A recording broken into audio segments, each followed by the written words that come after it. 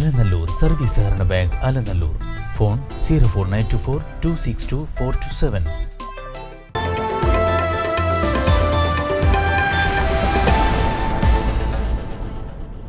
തിരുവിഴാംകുന്ന് മേഖലയിൽ പരിക്കുമായി ജനവാസ കേന്ദ്രത്തിലെത്തിയ കാട്ടാനയെ മയക്കുവെടിവെച്ച ശേഷം വനംവകുപ്പ് ചികിത്സ നൽകി. തുടർന്ന് കാട്ടിലേക്ക് കയറ്റാനാണ് തീരുമാനം. അമ്പലപ്പാറ ഇരട്ടവാരി കരടിയോട് ഭാഗത്ത് ഇന്ന് പുലർച്ചെയാണ് നാട്ടുകാർ ആനയെ കണ്ടത്. ആന വനംവകുപ്പിന്റെ നിരീക്ഷണത്തിലാവും ഇനി. ഇരട്ടവാരി കരടിയോട് ഭാഗത്തെ ജനവാസ മേഖലയോട് ചേർന്ന് സ്വകാര്യ വ്യക്തിയുടെ പറമ്പിൽ ഇന്ന് പുലർച്ചെയോടെയാണ് നാട്ടുകാർ ആനയെ കണ്ടത്. തുടർന്ന് വനംവകുപ്പിനെ വിവരം അറിയിച്ചു. വനപാലകർ സ്ഥലത്തെത്തി ആനയെ നിരീക്ഷിച്ചതോടെ കാലിൽ പരിക്കുണ്ടെന്നു കണ്ടെത്തി.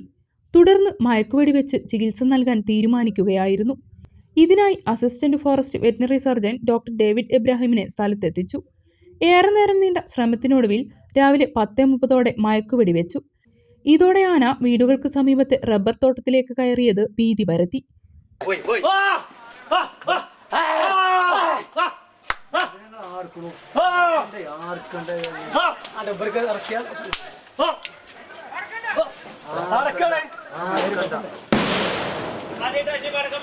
പിന്നീട് ആന വീടുകൾക്ക് സമീപത്തെ സ്വകാര്യ പറമ്പിലെത്തി മയങ്ങി തുടങ്ങുകയായിരുന്നു. തുടർന്ന് ചികിത്സ നൽകി. ഇനി കാട്ടിലേക്ക് കയറ്റും. ആനയ്ക്ക് 10 വയസ്സ് പ്രായം മതിക്കും.